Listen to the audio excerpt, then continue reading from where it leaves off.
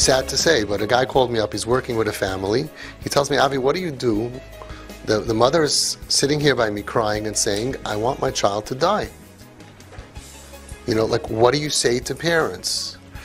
And it's so painful. And the mother's crying that she's saying it.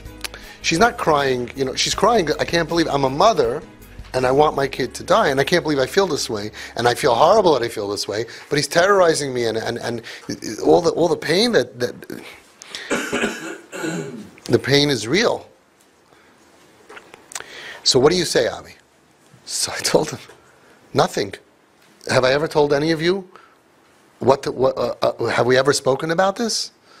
When you train, and you do the training for real, and you have a different Havana in your child, it just changes. When you start giving your kids gifts, as Rav Dessler teaches us that the shirish of ahava is have to give, it releases ahava. When you start giving to someone, and you see that little smile, you see that smirk, they start being nicer.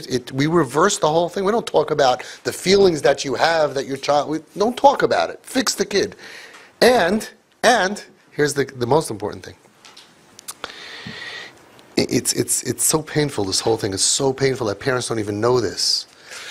The Baal Tanya writes in Paraklamid Beis, Rachmanas mivateles hasina, that mercy and compassion is mevatel sinna. So we work on ourselves to be ma'ir ahava to the kid, to be ma'ir rachmanas to the kid. It's mevatel the sinna.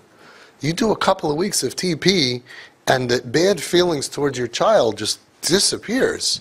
You start showering them with kindness and love and fun and the wow factor, and you start seeing that zizkeit that's trapped in all of the pain, and yeah, you're frustrated at the situation, but you're not at the kid. And you start you look at them differently. You start realizing that this is much more about us than it is about them. Hashem wants us, healthy parents, from Klal Yisrael, community, the healthy ones, to rescue those that are suffering. Because there's no Yiddishkeit problem here at all. There's no Yiddishkeit problem. I never met a kid off the derech that had a Yiddishkeit problem. And it's not their questions, and it's not about answering them. There's no Yiddishkeit problem b'chlal and Klal Yisrael. It's all about pain. Only pain. Verlorenkeit, Zerbrochenkeit, lost, broken, shattered, depression, mental illness, nafshiistic, emotional problems, abuse, trauma. That's the sugya. When you attach to your child and you look at them like that, and you realize that I knew this kid when I was 5, 6, 7, when the kid was 5, 6, 7, 8 years old. Zizkeit. Let me ask you a question. Look around the room. Did any of you dream that this kid at 8 years old would one day be off the derech? Kind of. I always say it's about 5%. 5% of TP parents had problems with the kids since they're little. 95%, no way. This is a precious kid, never saw it coming. The truth is, we have to go back to the roots, because the Nasi V'Shalom says, what should you do when you have a child off the derech? And he says it so clear. Muchrachim lishloit beruach. You have to get hold over yourself, your own ruach. He doesn't say muchrachim lishloit al hayeled.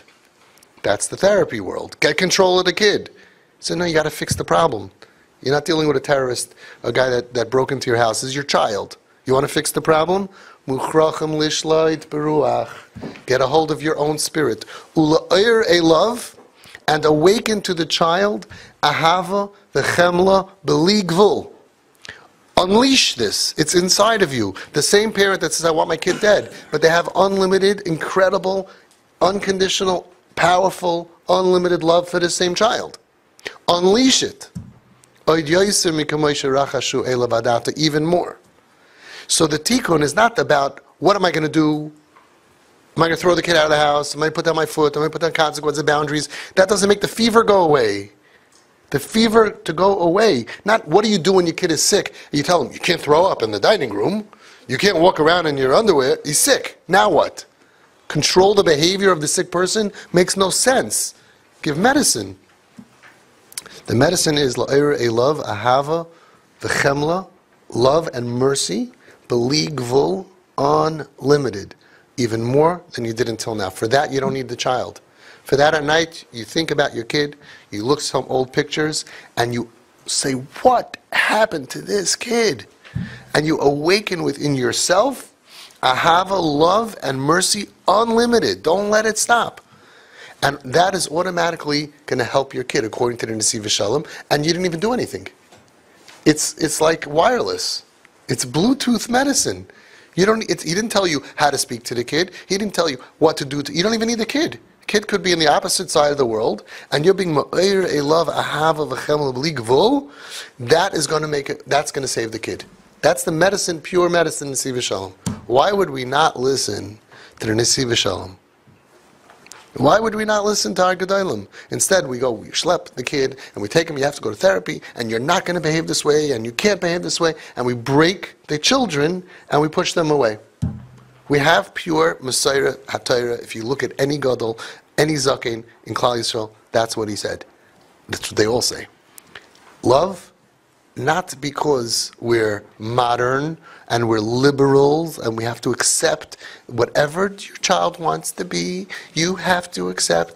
No, because we have medicine. We have medicine to heal their pain. So you have to be the heroes for your kids. And follow love, compassion, and be ma'ir elava. Don't be scared to cry. Not in front of the kid. You don't need to, not in front of the kid. Don't be scared. Be ma'ir elava, because that's the medicine. So it's so easy because we want to cry. Because we're looking at a charbon. We want to cry. So you have to let yourself be ma'ir ahava v'chemla to this child. By yourself, and awaken it to the child. And it's like parents, in a way, would rather send their kid to Utah and raise $120,000. They'd rather send their kid to psychiatrists, therapists, and spend all the money. It's such a pure, cheap way. Just shower the kid with love, unlimited love. That's the medicine. And some parents struggle with it. Like, no, I don't hug my kids. I don't want to spend time with my kids. I'm not that kind of guy. I don't like ball games. I don't like going here. It's like, you got the medicine. It works. Baruch Hashem. Do it. Ad HaSoif. Think about it. What you should be thinking every night is, what can I do to surprise this kid? What's my next move?